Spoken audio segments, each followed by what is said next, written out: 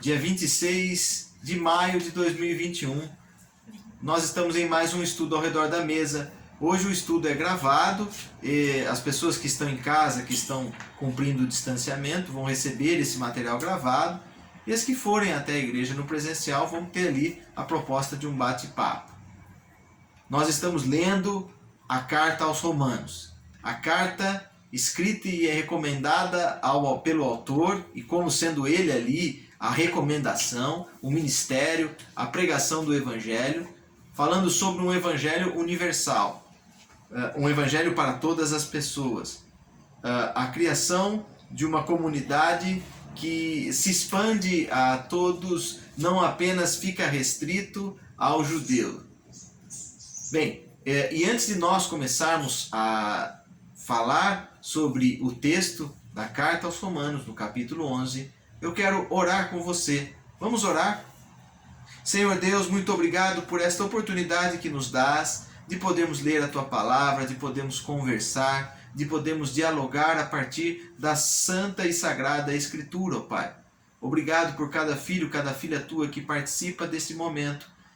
Edifique através do Seu Santo Espírito a vida de cada um e cada uma. Nós oramos em nome de Jesus. Amém, Senhor. Amém. Bem, quando eu li o capítulo 11, eu pensei num tema importante. Eu pensei na questão da soberania de Deus. E eu quero conversar um pouquinho com você a respeito da soberania.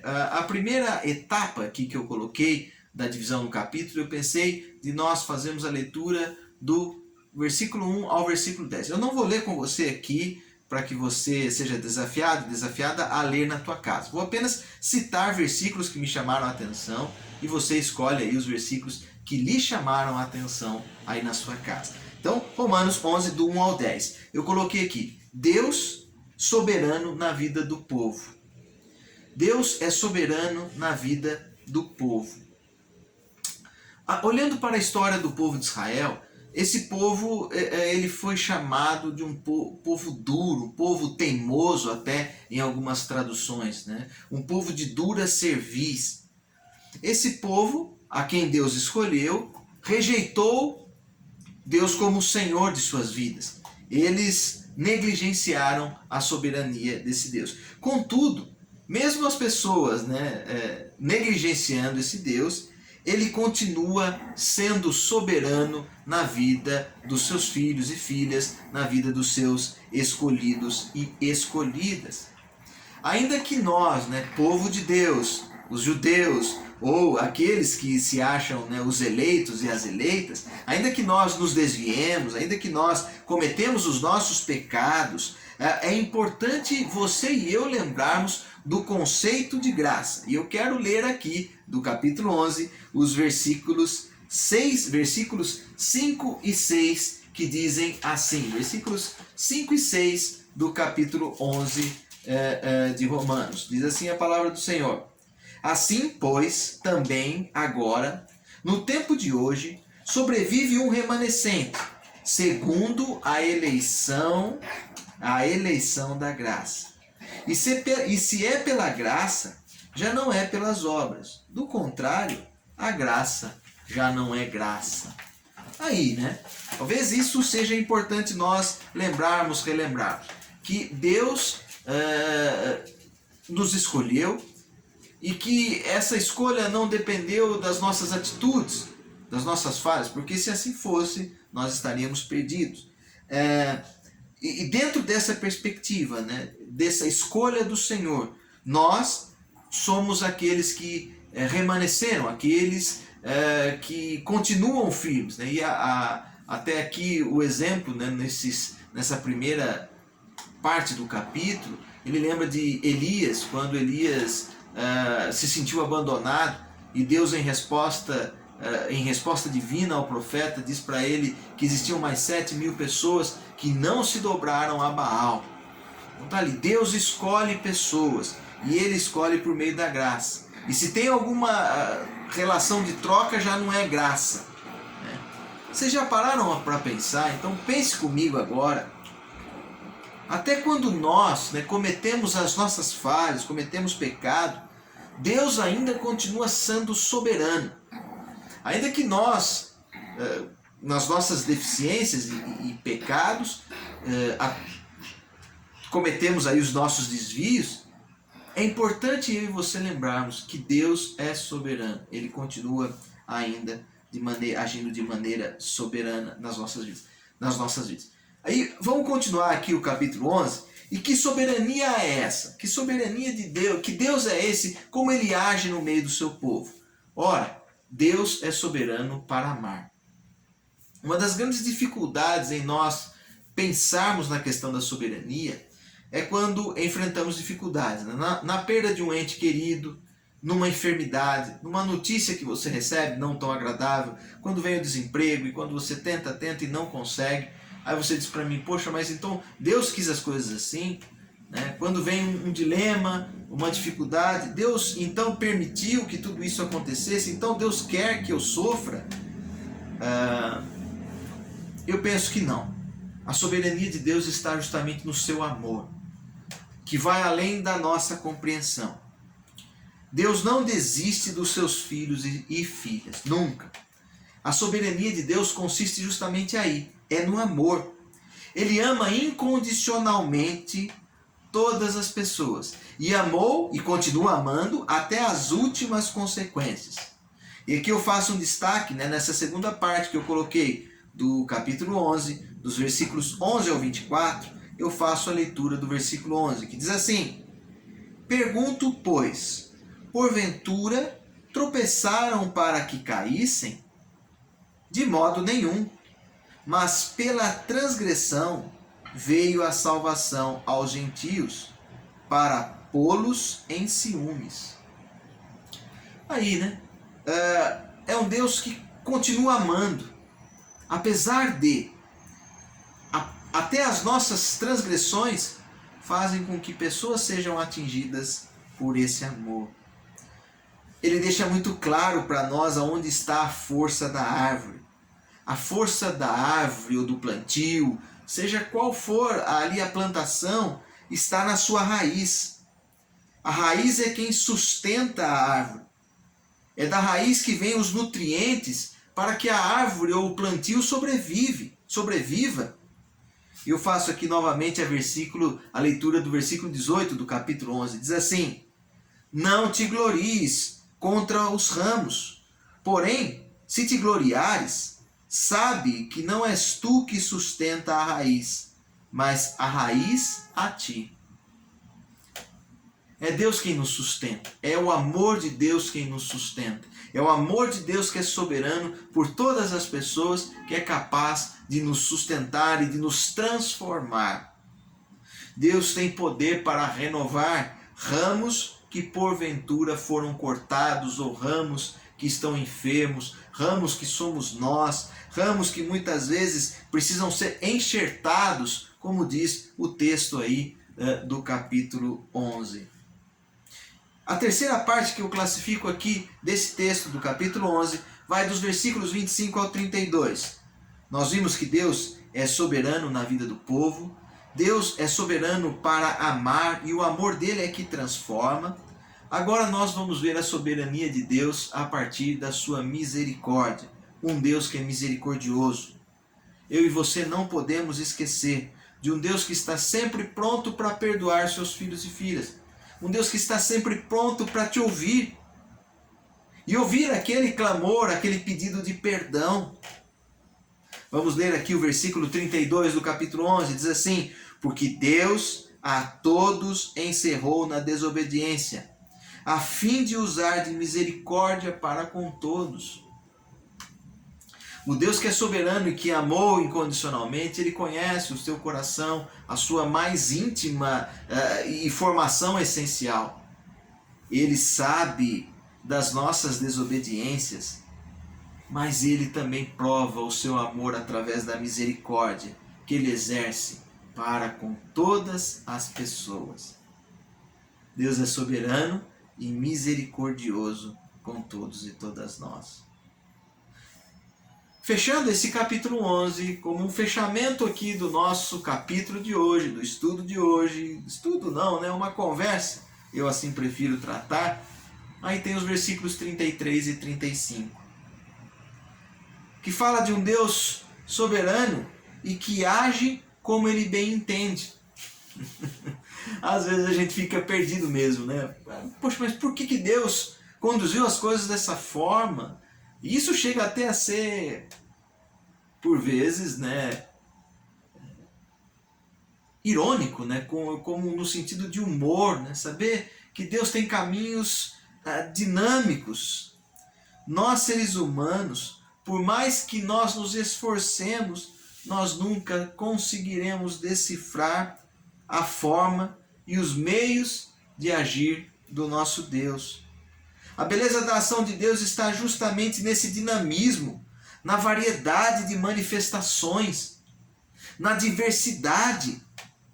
Essa é a riqueza do poder de Deus, né? A gente viu que é um Deus soberano que atua na vida de um povo. É um Deus soberano que coloca para nós o seu amor, amor incondicional. Aí está a ação soberana de Deus. Ele ama todas as pessoas. E esse amor que faz a transformação nas nossas vidas. Um Deus tão soberano que é misericordioso e conhece os nossos corações, está pronto para nos perdoar. É um Deus que age de maneira diversa. E eu quero ler com você os versículos finais desse capítulo. Versículos 33 ao 35 diz: ó profundidade da riqueza, tanto da sabedoria como do conhecimento de Deus! Quão insondáveis são os seus juízos, e quão inescrutáveis os seus caminhos! Quem, pois, conheceu a mente do Senhor? Ou quem deu a ele para que venha a ser restituído? Porque dele e por meio dele e para ele são todas as coisas. A ele, pois, a glória eternamente. Amém. Amém. Já pensou a partir dessa frase, né? Porque dele e por ele e para ele são todas as coisas. Como é profunda a riqueza do nosso Deus. Como é grandiosa a sua sabedoria, o seu conhecimento. Não cabe a nós, seres humanos, entendermos os seus caminhos. Ninguém nunca jamais conheceu e conhecerá a mente do Senhor. E Deus não é um Deus que senta na banca de negócios conosco para traçarmos, ó Senhor, faz isso que eu te dou isso. Não. Se a vida fosse assim, seria muito chata. Deus cria caminhos e coloca-nos em situações que nós pensávamos nunca iríamos passar, mas Ele nos sustenta. Lembre-se que Deus ama o seu povo, né? Lembre-se que as vezes em que nós caímos, foram oportunidades para que outros e outras pudessem conhecer do amor de Deus. Aproveite aquilo que Deus tem te dado. Eu não sei qual é a condição da sua vida, mas saiba que você tem um Deus e que Ele é soberano sobre todas as coisas e que Ele te ama incondicionalmente. Eu quero deixar aí para você continuar lendo esse capítulo 11, que é riquíssimo. Agora nós vamos para os cânticos e após os cânticos nós vamos ter a oração final com o nosso irmão Wagner ou com a família do irmão Wagner. Deus abençoe, tenha uma boa noite e quem puder, né, estar na igreja aí presencialmente, nós vamos estar lá para te receber, para poder conversar um pouco, bater um papo a respeito da palavra do Senhor. Deus abençoe todos e todas. Ao único que é digno de receber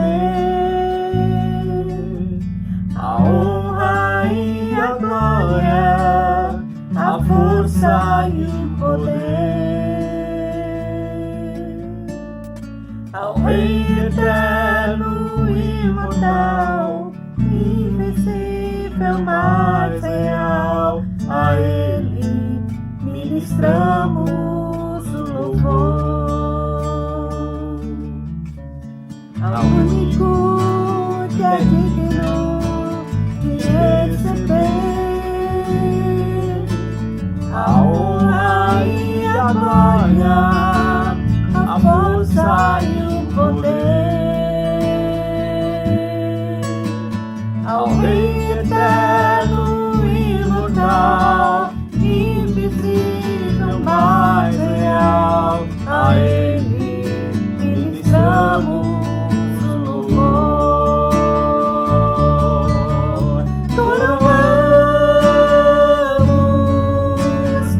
ti, ó Rei Jesus, coroamos a ti, ó Rei Jesus. Adoramos o teu nome, nos rendemos aos teus pés, consagramos todo o nosso ser a ti. Coroamos a ti, ó Rei Jesus,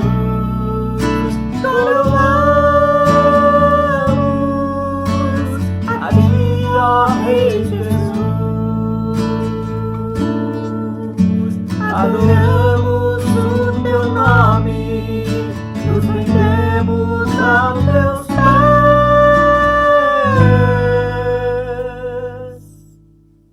consagramos todo o nosso ser a ti.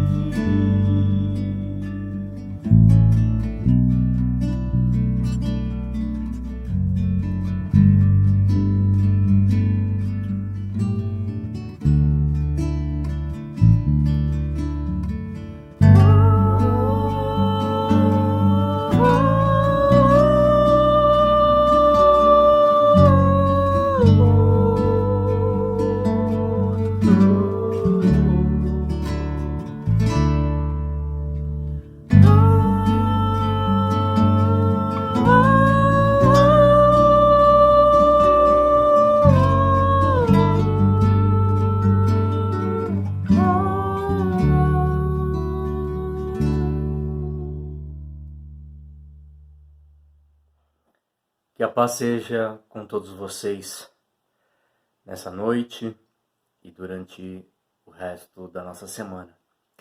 Vamos orar, vamos interceder por aqueles que estão ao nosso lado, por aqueles que precisam das nossas orações. Feche os seus olhos. Santo Deus, nós te louvamos, Pai, porque o Senhor é presente em todos os instantes. Nós não somos dignos de estar na sua presença, nós não somos dignos de levantar as nossas vozes a Ti, ó Pai. Nós contamos apenas com a sua graça e com o seu amor. Nos perdoe, ó Pai, perdoe pelo que somos, perdoe pelo que fazemos, pelo que pensamos e também pelo que sentimos. Senhor, que o seu Espírito que está no meio de nós, ele possa nos tocar, possa nos mover, Ele possa nos transformar. Nos mover, ó Pai, em direção ao Teu querer, em direção ao propósito da Tua cruz, ó Pai. E nos transformar em servos e servas melhores, ó Pai. Para que nós possamos diminuir, a fim de que o Senhor seja sempre maior, ó Pai, nas nossas vidas e na vida daqueles que estão ao nosso lado. Senhor, como igreja nós queremos interceder por aqueles que a Ti clamam, ó Pai, porque passam por dificuldades. Senhor, aqueles que procuram emprego, que o Senhor possa ajudá-los a achar uma porta de emprego, Pai, ou ajudá-los a se reinventar, a fim de que eles possam trabalhar com algo novo para que eles consigam o seu sustento. O Senhor faz nova todas as coisas nas nossas vidas. Também pedimos que o Senhor possa fazer no trabalho, se essa for a sua vontade, se esse for o melhor para a vida dos seus filhos, ó Pai. Seja com aqueles que estão enfermos, que o seu Espírito possa confortar, possa cuidar, e se for também da sua vontade, que eles possam ser curados, ó Pai.